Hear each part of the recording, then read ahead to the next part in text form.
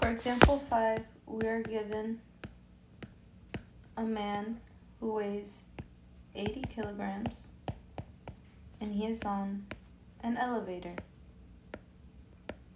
and on a scale. Now, for A, we need to find the measure of the weight of the scale if the elevator is moving up at a constant velocity.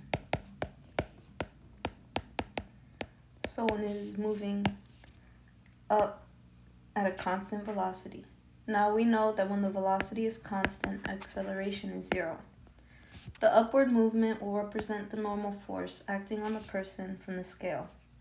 The downward will be the effect of gravity on the person.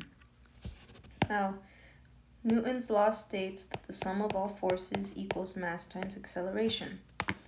In this case, acceleration is 0, and the sum of our forces will be found by combining our normal force and the effect of gravity.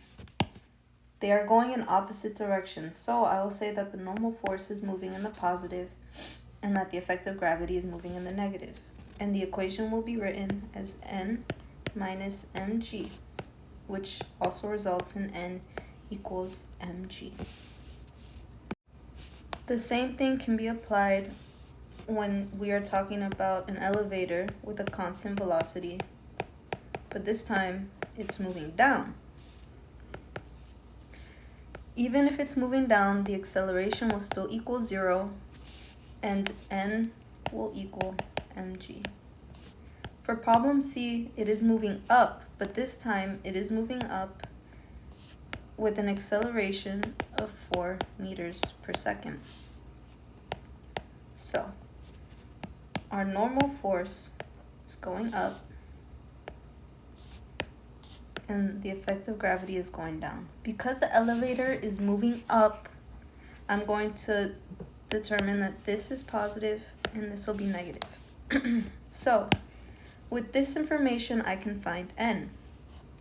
Because as we stated in problem A, N minus mg equals ma. N equals ma plus mg. N equals the mass is 80, acceleration is 4,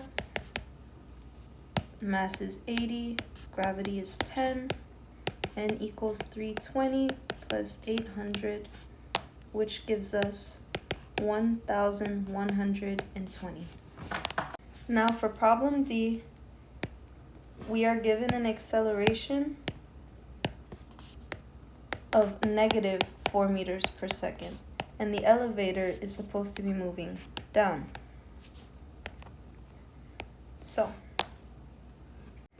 because our acceleration is going in the downward direction, I'm going to make this the positive and this the negative. So we can use the same equation, N minus mg equals ma. N equals ma plus mg. And N is equal to the mass times the acceleration, in this case is negative 4, plus the mass of 80 times gravity, which is negative 320 plus 800, which will give us positive 480. Now for problem E, it is the same scenario as we previously seen, but now it is saying that we're moving up with a negative acceleration. All this is doing is changing what our diagram would look like essentially, because our acceleration is going up at negative 4. So let's say we wanted to solve for N in this scenario. We can make N in the negative direction, just like the acceleration, and mg can be the positive because it's going in the opposite direction. So negative N plus mg equals ma. And if we were to solve for this, we could get negative N equals ma minus mg